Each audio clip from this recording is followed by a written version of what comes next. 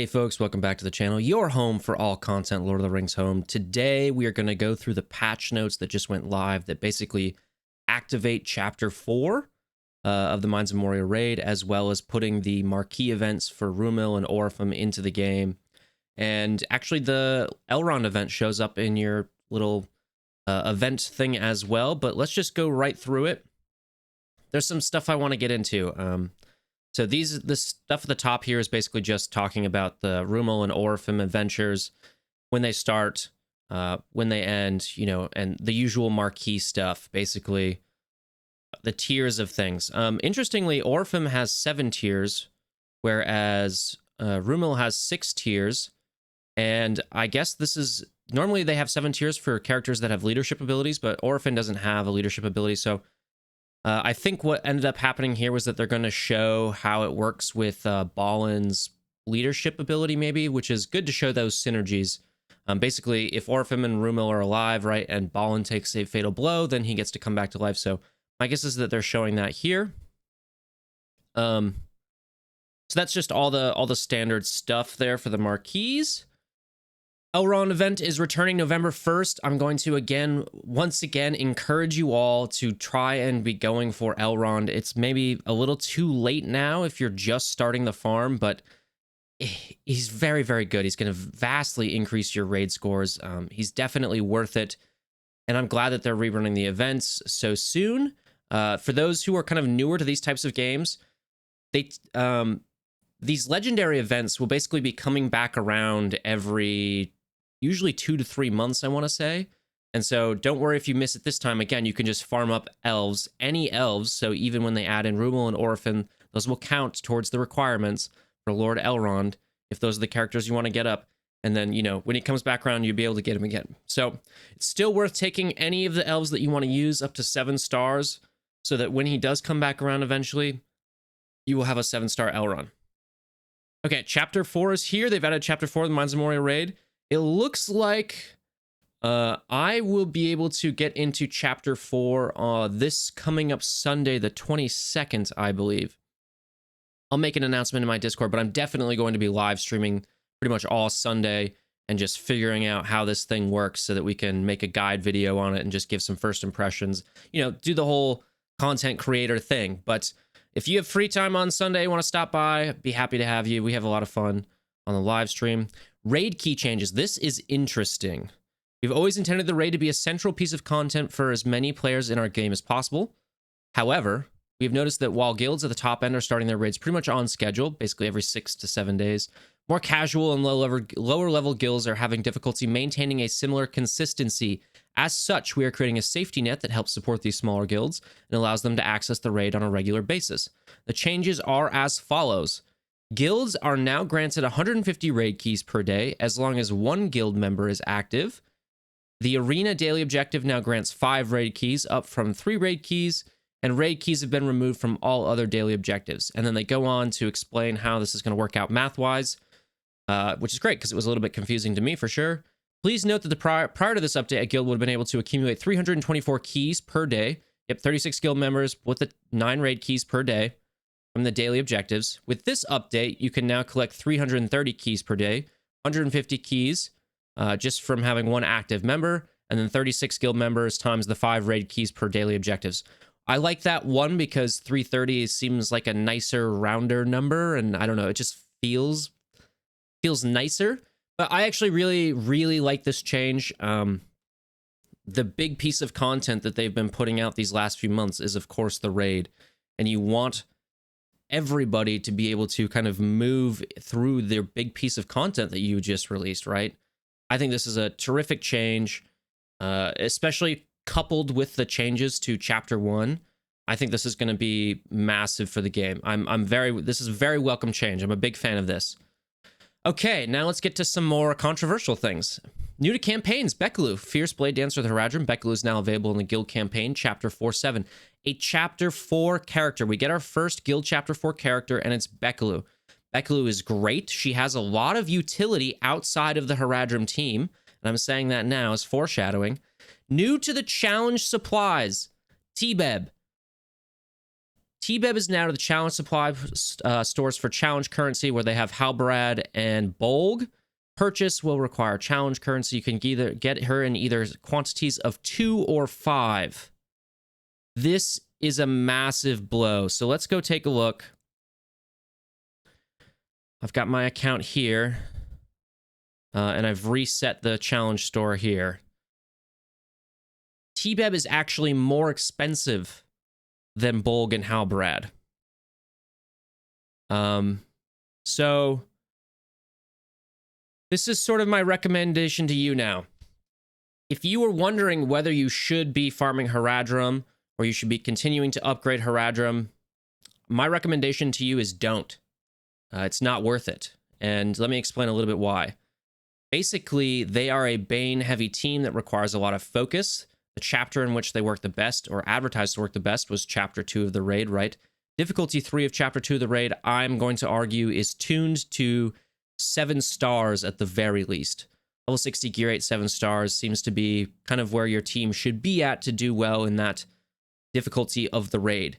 If you cannot get Tibeb to 7 stars, I'm not sure how much it's worth it. I think you could maybe make the argument that she's the one you need, like, the least amount of stars on. I'm not sure. That would be a hard argument to make, right?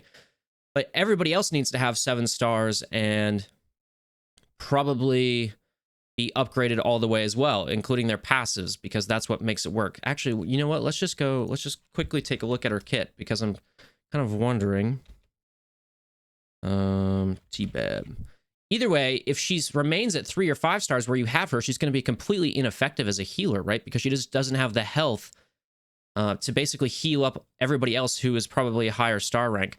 So her passive just gives the unbreakable and regeneration. Sure, that's fine. Plus damage. Yeah, share the passive abilities. So that's fine.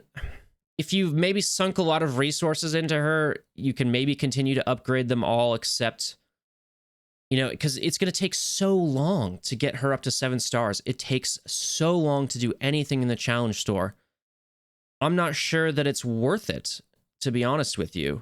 She's going to be dying so fast. And even if she does die, of course, the leadership ability will remain. But, like, I don't know. I don't think it's worth it, in my opinion. I do think it's probably worth farming Bekaloo. And the reason I'm saying that is because she is a terrific cleanser. And I think she actually helps out a team like Isengard quite a bit. So that could just be another character you add to your Isengard squad. I kind of use her with the Isengard 3 and Morja in Chapter 1, and then she's just pretty good at cleansing off slows, and also she can set up the sort of... She can do the setup where basically the blind sticks on the Skull Crusher for that first turn, which is very, very good for Isengard in Chapter 1. So I'm going to still recommend that you get Bekaloo up, but if you were waiting and thinking about, should I be doing Haradrim, I'm going to say probably not. Next question is, what dark side team should I be, shadow team should I be leveling up? And I think for now, Isengard's pretty good. Goblins are looking really good, but of course, Great Goblin is in the premium store. There's not a lot of shadow teams to level up at the moment that aren't gated by something. I guess we're going to wait and see what the next legendary is, if it's a shadow squad, then that to me makes the most sense as the next shadow squad that you should upgrade, but this is very disappointing. I think they really need to rework the challenge store. This is, that's all I have to say about it. It's incredibly disappointing to see them put that in there and knowing how long it takes for a character to be farmed from challenge currency and how important stars are now, especially with the raids. So, not a fan of that. New to premium supplies, Faramir and Boromir. They're kind of next in the rotation. Here's something interesting. Web store update. So if you didn't know, you could get this free daily chest in the web store, and it was different than the chest you could collect every 4 hours in-game. It kind of does a little bit more in terms of shards, but they've got a new web special chest containing Gruher the Brute shards. This chest is available at no cost once per day. And now they've updated that other chest to have a cooldown of 8 hours, enabling multiple claims per day. I actually think this is fine. I think this is so that basically what was happening was that the web store chest, this one right here, this daily chest, was resetting every 24 hours since you last claimed it. It didn't have like it resets at midnight your time or whatever. And so people were wondering if they could get the reset at midnight. That way they didn't have to like remember when they last grabbed it. I think this is also a good solution to that. You can now claim it multiple times per day, right? Up to 3 times per day if you time everything correctly, but also you can just get it twice now. You don't have to exactly worry about the timing. These are great chests. You should get them. And this is really good. You should try and get Gruher the Brute shards. The Brute is a very, very good character. Big fan of him. I use him in my arena team. He's basically maxed out for me. This is a great thing to do. We can actually go over to the web store here, and they're already in the web store. So this is the... Oh, nice. Challenge store. I love when I get challenge store stuff in here. So there's that one, and then there's the Brute one. 2 shards of Brute. I'm not sure. You're going to get him over time, but he is a good character, and I'm glad that they're taking a premium store character or something that only costs gems right now and putting him into like a free chest. That's a good move. This is an interesting web special. I think they updated the... Yeah, so there's going to be more web special deals or whatever. So I think this one is exclusively on the web. I haven't done the math on whether this is maybe worth it or not, but Aldred is obviously something you can only get in the premium store right now.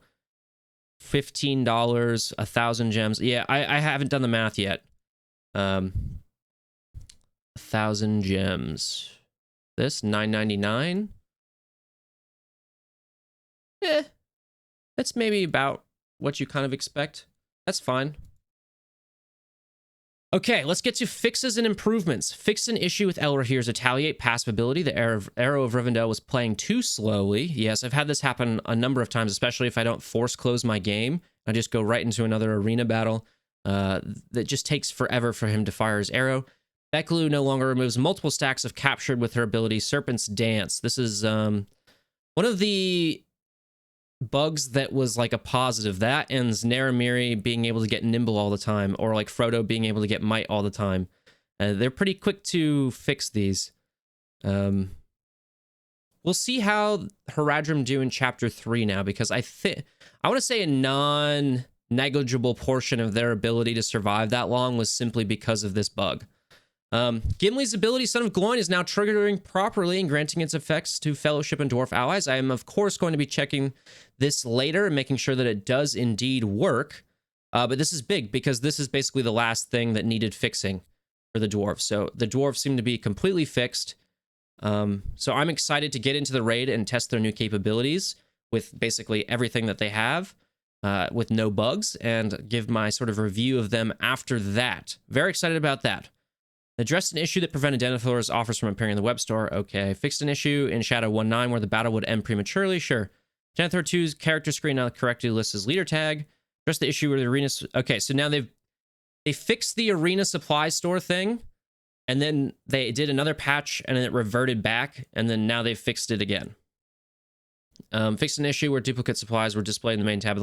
Basically, it's going to... When your arena resets, when you get your payout, is when the arena store is going to swap over as well. Just other improvements.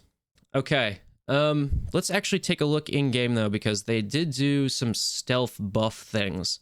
Not stealth buff, but you now have 120 regular. Let me switch to games. You now have 120 regular energy instead of 119. Somebody pointed this out in my Discord, Arctic Madness, I believe. Shout out to them. This is nice. Also another nice round number. Plus you get 2 stacks of 60 when you're maxed out. Instead of having to, do one hard node and then wait like 5 minutes to get the one energy to do another hard node. I'm a big fan of that. That's pretty cool. If you are a spender, let's talk about this. I think this is on my main account. So people are saying they didn't get it. I'm not sure why not, but this is on my main account. And I bought the Hobbit pack initially, so it's not like a rerun if you didn't get it the first time or whatnot, it seems to me. These are really good deals, actually. $9.99 for 85k character XP, 450 gold. That's really good. 250 yellows is not too bad either. They do prioritize yellows, or rather they value yellows quite high in terms of what they want to sell them at. And then, you know, $20 for 450 shards, Hobbit shards, plus 750k. That's a really good deal. If you are a spender, I'm going to highly recommend doing this. I do not level up my Hobbits, and I still am probably going to buy these. These are great. These are great deals. So all in all, some good changes in here, and I'm excited for Chapter 4 of the Mines of Moria raid.